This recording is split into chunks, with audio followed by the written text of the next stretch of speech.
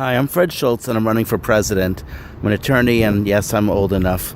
The reason I want to talk to you today is I want to lay out my platform in brief and then compare myself to all the other candidates. Now, before we get into all this, I will say, yes, I do believe Hillary is better than Trump. I believe she's just a little evil and he is exceptionally evil. So, and there's a big difference, and that difference would be millions and millions of lives lost. So, if I'm not, within striking distance, within a day or two, if the polls don't show me as being within striking distance within a day or two before the election, yes, I'll throw it to Hillary. But we have about 40 days to try to win this still. So let's try to win this still. That means please forward this video if you like it and you believe I'll do a better job than all these other people, which I'm sure you will if you just hear me out for a few minutes. Now, first of all, my platform in brief is very simple. Number one, I want to end all these victimless and consensual crimes. Our courts have passed, and our legislators have passed, and our courts, which, yes, are corrupt, mostly appointed by politicians or they run for office themselves, have upheld these unconstitutional laws, mostly drug abuse, drug use, drug possession, drug sales, selling sex, buying sex, gambling. These are all victimless and consensual crimes, and therefore they are unconstitutional. That's right, they're unconstitutional. Now, if they're unconstitutional, which I believe they are, and I'm the only candidate running who not only believes but knows that these victimless and consensual crimes are unconstitutional because they violate our right to life, right to liberty. They take away our freedom of religion, or to have no religion. I mean, in essence, what they are is they're forcing us to adhere to one religion's twisted views of morality. But anyway, these victimless and consensual crimes are unconstitutional, and therefore, if I'm sworn in as president, I will uphold the Constitution, meaning I will stop these about over 10 million, maybe 12 or 13 million arrests per year for victimless crimes. In this country, every year we arrest about 15 million people. This is multiples what any other country arrests. This is multiples what the arrest rate is in any other country. We have an incarceration rate which is 5 times that of the other nations in the world. We have 5% of the world's population and 25% of the world's prisoners. This is a crime. This is a real crime. Jail is torture and it's slavery. Right now, at any moment, we have 2 million people in jail. 2.2 million, but about 2 million wrongfully in jail, enslaved in jail. And even of those, properly in jail, arrested for, convicted properly of crimes, many of them are in there for sentences that are way too long. Many of them, convicted of real crimes, were convicted on the testimony of people who had an interest in fingering someone else. We've got to, pardon those people. In the end, would you rather have one person in jail who doesn't deserve it or not? And the fact is, we probably have thousands of people in jail who are innocent. And with the death penalty, which I also oppose, we've probably killed many people wrongfully. And there's probably, dozens of people wrongfully on death row, maybe hundreds. It's hard to know the percentage. Witness ID is notorious for its lack of accuracy, yet it's the most used means of convicting people. But anyway, I'm getting off the track.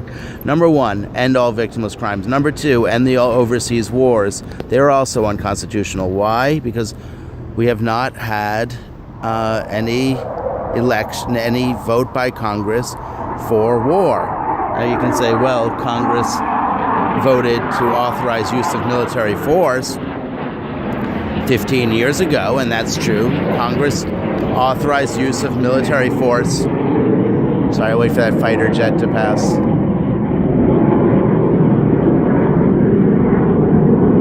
I'm glad we have a strong national defense here, but we need to bring all of our troops home here to protect us here.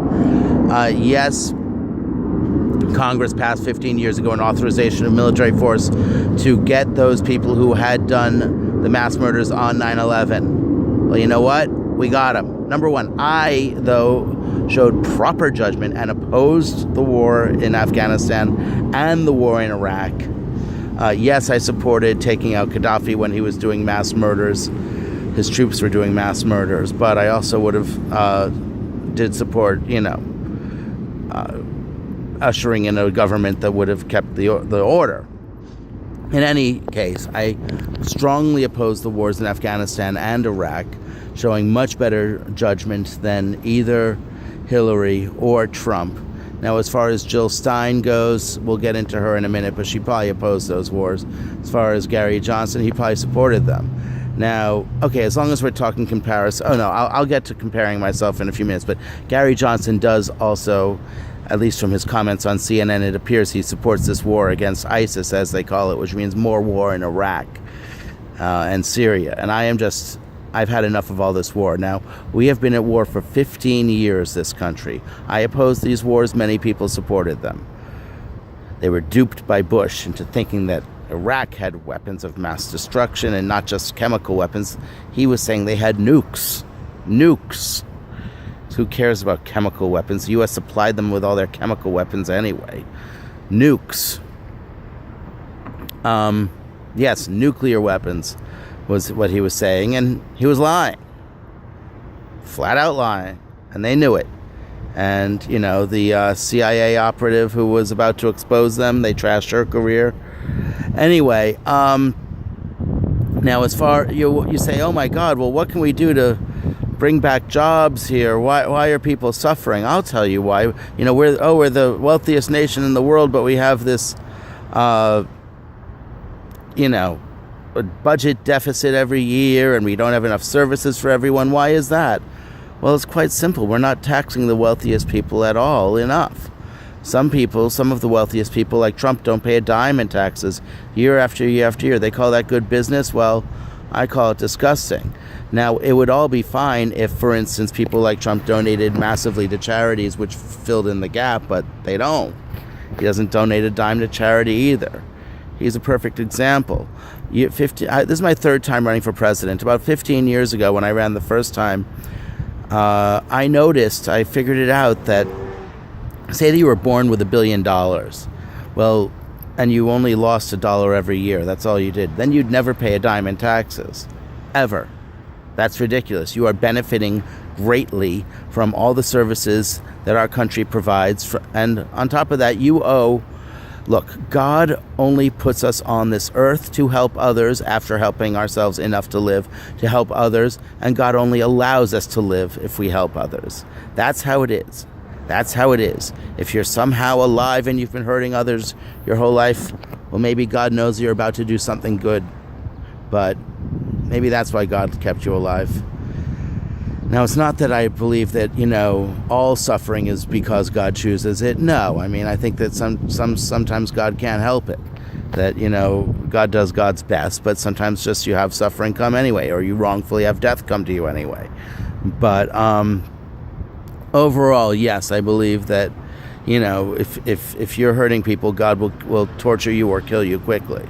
It's just how it goes. Now, as a nation, we are, yes, the wealthiest nation in the world, worth between, it's hard to estimate, but I've seen estimates between 125 trillion and 250 trillion. It might be more.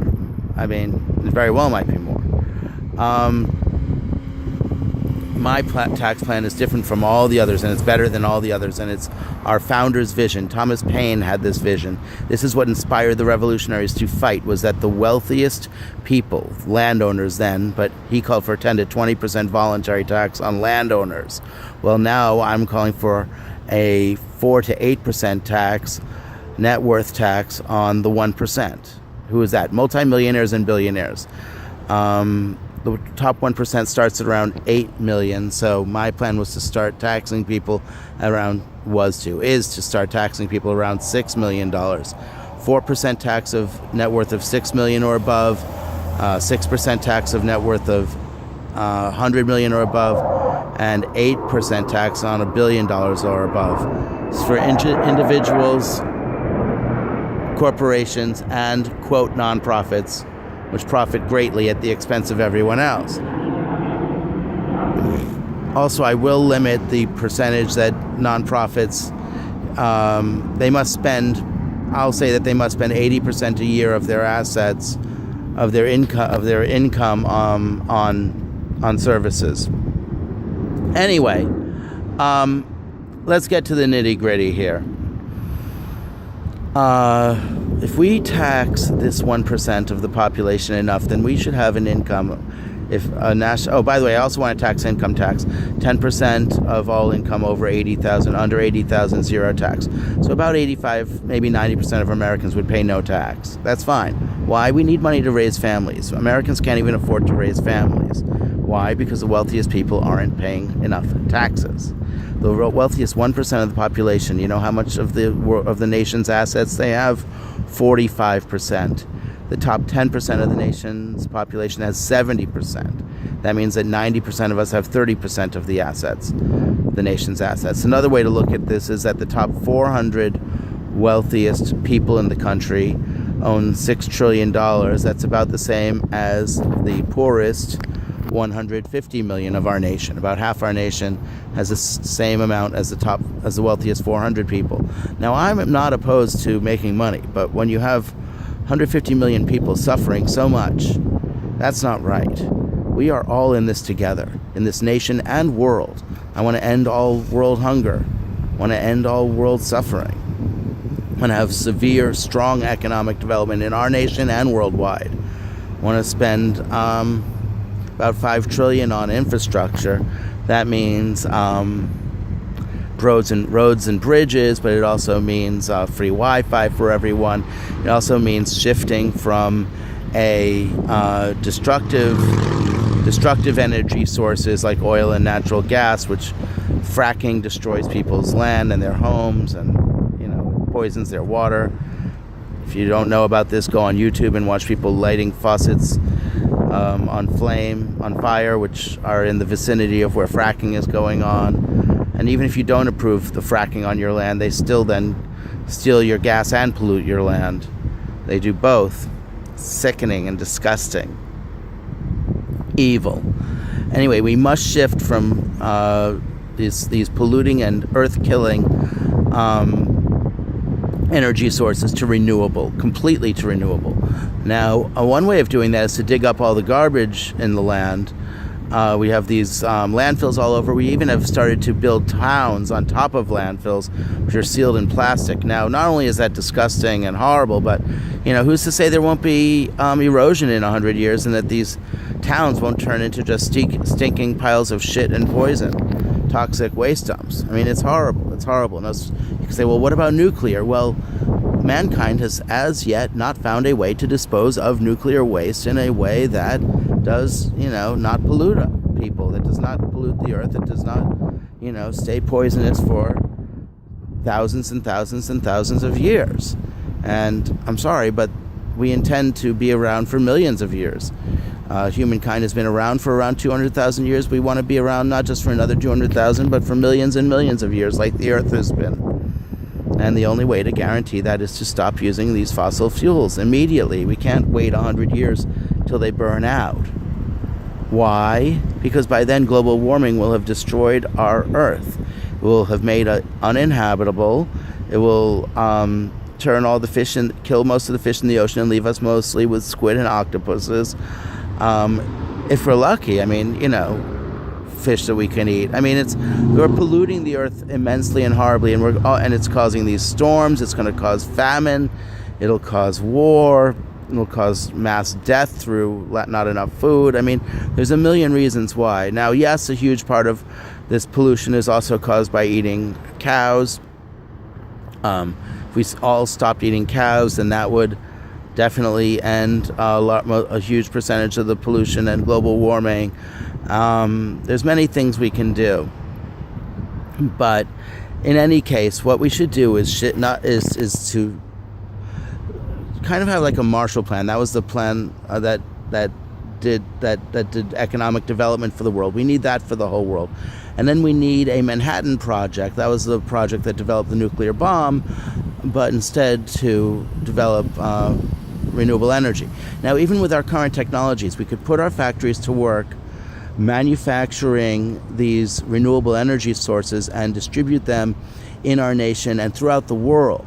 Now, why do I say throughout the world? Because it's true that if we simply shift to clean energy, and then the whole, that is more expensive right now than doing this other cheaper means of energy, and then the rest of the world will have cheaper means of production, and they'll, beat us in many forms of industry. So what's the simple solution? We'll both create jobs and stop all this global warming, because, if the rest of the world, if they're still polluting, then the earth is still getting polluted. So how do you stop that? You give them the energy for free. We should even distribute the means of producing these energy technologies free. In other words, we should distribute solar panel factories for free around the world. That kind of thing. Wind, as I said, solar, ocean. I mean, there's many sources of energy. And that's the solution, is you distribute these free sources of energy around the world. Now, as I said, this tax plan, if my number of crunching is correct, and I believe it is. Now, first of all, if I'm wrong and we can lower these taxes, great. I want to lower them more. I really do. Number two, if my numbers are correct, then my tax plan will yield at least $6 trillion a year. And currently we're taking in about $4 trillion a year, but we're taking in so much less than what we're spending that we do have about an $18 trillion deficit right now. Debt. So what is the simple solution? Tax the wealth. Tax the wealth. You follow the wealth. Now, Hillary Clinton says she's doing that. She's not. She wants to raise taxes by a few $1 billion on these wealthiest 1%. I want to raise them a few percentage points of income. I want to start taxing the net worth, just as Thomas Paine proposed in his books that encouraged the revolution, that got our people fighting. Now, let's be clear. Thomas Jefferson, in his only book, said, quote, "The legitimate powers of government extend only to such acts as are injurious to others." I'll repeat it. The legitimate powers of government extend only to such acts as are injurious to others. To others. In other words, if you're not hurting someone, and then he later on said that means hurting them or robbing from them, then, the government has no right to get involved. And currently they get involved with everything. These crimes like drug use and possession. Look, yes, drug addiction is a problem, and there are ways to fight this without arresting people, and we should be doing them. I will free all the people in jail wrongfully. That's about 2 million. Pardon about 70 million people. Now, currently about 70 million people have wrongful convictions for these victimless crimes. That means they can never get an apartment again, they can never certainly get public assistance again, and they can never get a job again. Most of them. A few will manage, but most can't. Now, they have this whole thing Obama's proposing called ban the box, meaning a box on applications where you have to check off if you've ever been arrested or convicted. First of all, they have no right to ask about arrested, because that's not a conviction. How fucking dare they? But even if they're asking about have you ever been convicted, well, I'll tell you this. Even doing away with that box, they still get to search your record to see what you've been convicted of after the initial interview. And most of them will still then just not hire you. So that's not a solution. The only solution is what I'm proposing.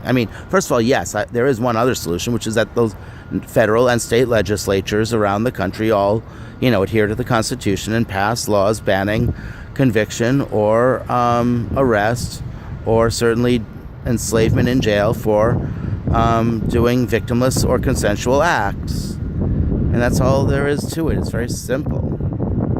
In the meantime, if you elect me president, and the only one, they say, oh, he's disqualified, she's disqualified. They're all disqualified. They're all disqualified. Every one of these other candidates believes strongly that the government has a right to arrest you for, quote, committing a victimless crime. And they don't.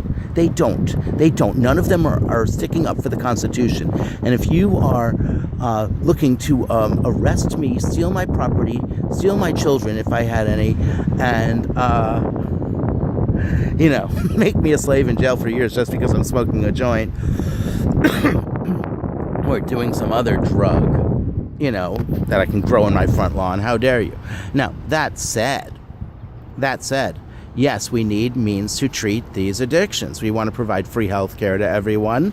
That would include free drug treatment. We also want to have jobs, enough jobs for everyone. The main cause of depression is no job. So what do? We create enough jobs for everyone. I plan to spend $5 trillion would create about 50 million jobs in our nation.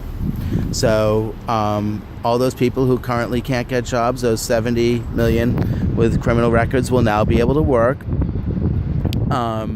We will have all these people who are working, there will be a mass transformation of people, say, working in polluting jobs to, green, renewable energy jobs, that kind of thing. But we will create 50 million new jobs. And then also we, of course, want to create jobs around the world, and certainly want to stop starving around the world and in our nation, and homelessness around the world and in our nation. Now, in our nation, we currently have about 50 million people starving, mostly children. We have millions of people homeless. Worldwide, we have about 1 billion people starving every year, and probably 1 billion more homeless, so 2 billion homeless probably. You have 2 billion people in the world living on under $2 a day. Look, you have 22,000 children dying a day of starvation. Let me repeat, 22,000 children dying a day of starvation. In the U.S. every year, we lose like 10,000 people a year to gun murders. A year. In the world, every day, 22,000 people are dying of starvation. Why? Because we're not feeding them. You can say, I can't feed. Yes, we have the wealthiest nation in the world, and we have, as I said, the wealthiest 1% of our population has 45% of our nation's net worth. Yes, we have a responsibility to feed the world. Now, should we try to bring in the other, wealthiest people in the world to take care of their own countries? Yes. And if they won't do so, should we? Yes. Must we? Yes. It's both in their best interests and it's the right thing to do, and it's in their best interest, but it's also in our best interest, to be honest. When you have the world well-fed, then you don't have the world warring. When you have the world productive economically, then they can buy your goods. So, it's the economy, the world economy is not a zero-sum game, meaning it's not that if some people profit, other people lose. No, the best way that, a rising ocean lifts all boats, although I guess global warming is causing a rising ocean, so maybe that's not the right analogy. But you get my rising tide lifts all boats. Sorry, but you get my point. It's that the best way to prosper as a world is to have, as a nation and as a world, is to have everyone in the world prospering. I mean, it's just not right to have 22,000 children dying of starvation a day. And yes, it causes war. Now, as far as these overseas wars, you can say, well, oh my God, you propose ending these overseas wars just overnight, bringing all our troops home from Iraq and Afghanistan? I mean, first of all, yes, I'm not the only one who believes this. Everybody I've spoken to agrees with me on this, including I've randomly met soldiers and ex-soldiers, going back to Korean War veterans, all of whom agree with me. My friend Bernie died, but while he was alive, he definitely was opposed to these wars. We used to talk every day about all these wars in Afghanistan and Iraq and how horrible they were. Sorry, my eyes are getting burned from the sun. I'm going to put on these. Oh, that's much better. Okay. Anyway, so, now. Oh, God, that noise. My plan for our security here and overseas is simple. Oh, my God, that looks like a medevac helicopter. It's right there.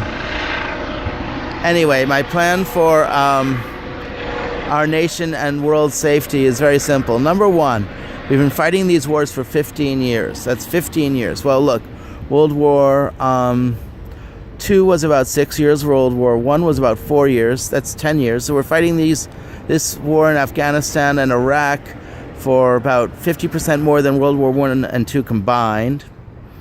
We've lost 7,000 troops already, have been killed. We have about 1 million wounded troops, half of them with traumatic brain injuries or PTSD, post-traumatic stress disorder. This isn't a minor thing. These people are barely functional ever again because of what they've suffered overseas, being bombed every second, watching their friends die, being worried that they're going to be shot every second for years, and then for another tour, so more years and more years and more years. So many of our troops have done 2 tours, 3 tours, 4 tours, each for a few years. I mean, I can't imagine the suffering they've gone through. Many of them have lost hands, they've been burned, their whole bodies, they've been blinded, they've lost all their limbs. I mean, look, they walked into an ambush. Bush walked them into an ambush. This was an ambush. Let me repeat, this was an ambush. Bin Laden was trying to start a war between the Christians and the Muslims again, and Bush took him up on it. Within a few days after 9/11, Bush said, "Oh, the Crusades are on again. The Crusades are on again." Well, that's, that might have been not too noticed in this country, but they noticed it in the Arab world, and it's on the front pages of all the newspapers in the Arab world, and look what happened. I mean, look, let me put it to you this way. We've been fighting for 15 years, and we're no safer. And actually, every day we fight more over there. Number one, you inspire fighters over there to come and get us. Why? Well, how would American troops react if people invaded our nation? Go out and fight them to the death, of course. You'd have 5-year-olds picking up guns, 10-year-olds picking up guns. I mean, of course. And then on top of that, yes, it has inspired Muslims in our nation, or even, people who are convert to Islam, to be angry about this killing of Muslims overseas, and to not see it as just us killing, terrorists, but the fact is we're killing a lot of innocents. I mean, it's by accident, it's what you'd call collateral damage, but it's, the percentage of actual fighters we're killing, I believe, is quite small. It might be under 10%. I don't know the actual numbers, but I do know that we can't believe the military on this. I never have been able to. I mean, going back centuries. So anyway, yes, in Iraq, about 1 million people have died, mostly non-combatants, mostly people who never had anger at us at all. I mean, in Afghanistan, we have no idea how many people, but probably hundreds of thousands we've killed or led to the death of, but probably hundreds of thousands our troops have killed. We've lost 7,000. As I said, we have 900,000, maybe 1 million injured, horribly injured, who we, of course, want to help to be as functional as possible. And if that can't happen, then to just lead as happy lives as possible for the rest of their lives. They need the best treatment in the world every split second. Now, in terms of our healthcare, yes. How will we spend this $6 trillion? As I said, we have $4 trillion coming in every year, so we will have $6 trillion now coming in instead of the old $4 trillion. Maybe I'm wrong. Maybe we'll bring in $7 or $8 trillion. How would we spend this? Well, yes, we should start paying down some of that debt, but maybe $500 billion a year. That shouldn't be our biggest priority. Our biggest priority should be taking care of everyone in our nation and world. Although I do want to pay down that debt, and if we start taking in huge amounts, sure, let's pay it off in a year or two,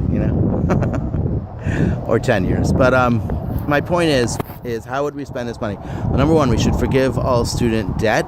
It's wrong to have all these students graduating into a mountain of debt that they can never pay off, and they can never declare bankruptcy like Donald Trump did all the time to save his ass from poverty. Well, American students are living in poverty. Many of them are starving to death every night. I just heard a woman say this on the Trevor Noah show last night, and I believe her. She's on a study. Can't remember her name, but she did a study of 3,000 college students. 15% of the students in community college are homeless. Tens of thousands, millions of them are starving. Barely eating. Yeah, that's right, barely eating.